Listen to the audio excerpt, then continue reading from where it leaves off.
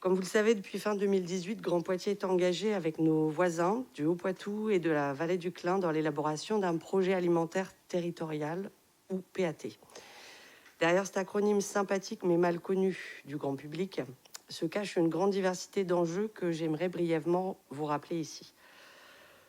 L'agriculture est aujourd'hui confrontée à de multiples défis. Le dérèglement climatique perturbe le cycle des saisons, impacte les rendements agricoles, raréfie les ressources en eau. Le modèle agricole traditionnel a privilégié les très grandes surfaces de monoculture et l'utilisation intensive d'intrants. Si ce modèle façonne aujourd'hui nos paysages, et surtout dans le Nord-Vienne, et fait partie de notre identité locale, il n'est cependant pas sans impacter sur la qualité des sols ni sur la biodiversité. Les enjeux sont également sociaux. À l'heure où un agriculteur sur 2 partira à la retraite d'ici 2026, et qui, suivant la dynamique actuelle, 2 tiers ne seront pas remplacés. Revaloriser la profession, redonner goût au travail de la terre, assurer une rémunération décente, retisser le lien avec les consommateurs sont autant d'objectifs à atteindre si nous voulons sécuriser notre système alimentaire à l'échelle nationale comme locale. Nous sommes tous et toutes concernés. C'est peut-être une évidence, mais qu'il est bon de rappeler. À l'échelle de Poitiers, nous sommes 88 000 mangeuses et mangeurs qui dépendons directement de l'agriculture pour vivre. C'est un secteur économique à part entière qui fait vivre de nombreux acteurs. Certes, le producteur et le consommateur final, nous. Mais aussi les multiples intermédiaires, ceux qui transforment les produits bruts, ceux qui les conditionnent, ceux qui les acheminent, ceux qui les distribuent, que ce soit en AMAP ou en grande surface. Un secteur qui compte ses syndicats et fédérations, ses associations, ses institutions, comme la Chambre d'agriculture. Comment, à partir de toute cette diversité, peut-on bâtir une stratégie commune pour répondre aux défis que je viens d'évoquer? Voilà tout l'objectif de notre PAT. Avoir un espace de dialogue qui permet de réunir l'ensemble de ces acteurs autour d'une même question. La question, la voici: comment nous nourrir aujourd'hui, comment nous nourrir demain sur notre territoire? Les réponses sont multiples. Pour certaines, elles existent dans les initiatives locales qu'il convient de fédérer, d'amplifier, de soutenir.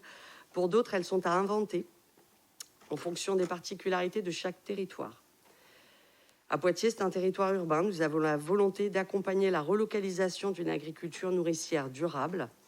Dit plus simplement, faciliter l'installation de maraîchers, favoriser la culture de légumes de plein champ également, d'avoir des produits de qualité qui répondront aux besoins alimentaires des Poitevines et Poitevins, tout en préservant la qualité des sols et la biodiversité.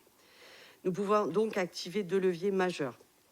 Mobiliser le foncier disponible, les terres, et en faciliter l'acquisition par les agriculteurs. Assurer des débouchés pérennes à cette production locale grâce notamment au levier de la restauration collective. Ce premier appel à projet, baptisé du champ à l'assiette, illustre le premier levier. Il vise à installer au Bois de Saint-Pierre une exploitation maraîchère. 2 hectares de terres agricoles, propriété de la ville, seront mis à disposition des porteurs de projets retenus.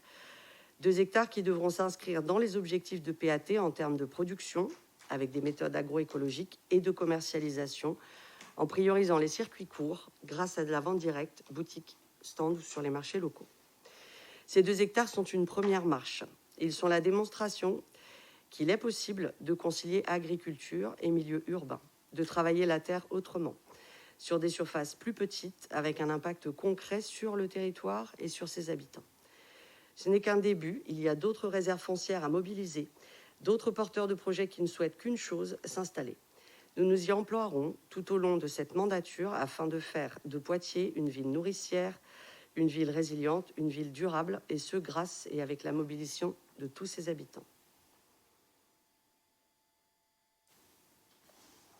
En effet, le projet alimentaire pour le territoire de Poitiers et de Grand Poitiers est l'affaire de tous. Et l'enquête proposée sur la plateforme Je participe, intitulée « Et vous, que mangez-vous ?» en 2020, nous l'a prouvé avec plus de 2300 participations. 44% avaient déclaré être prêts à changer leurs habitudes alimentaires vers plus de local et de cohérence vis-à-vis de la saisonnalité des produits. L'appel à projet portant sur les Bois de Saint-Pierre se veut une réponse à ces préoccupations. Surtout, il comporte un volet pédagogique qui l'inscrit dans une logique plus large et complémentaire de la production alimentaire, la sensibilisation et l'éducation à l'agroécologie, aux pratiques culturelles respectueuses du sol.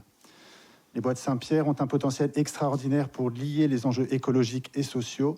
Et l'enquête réalisée par le centre de plein air de Lathu, qui nous accompagne actuellement, auprès de visiteurs, prouve que cette forêt est un lieu réflexe pour beaucoup d'habitants de Poitiers, de Grand Poitiers et au-delà.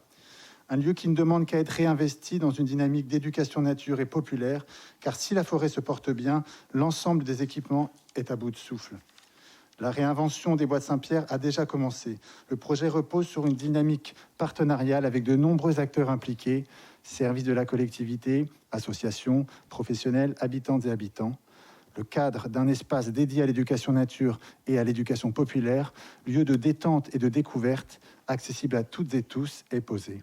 Tout le reste est à co-construire ensemble. Merci.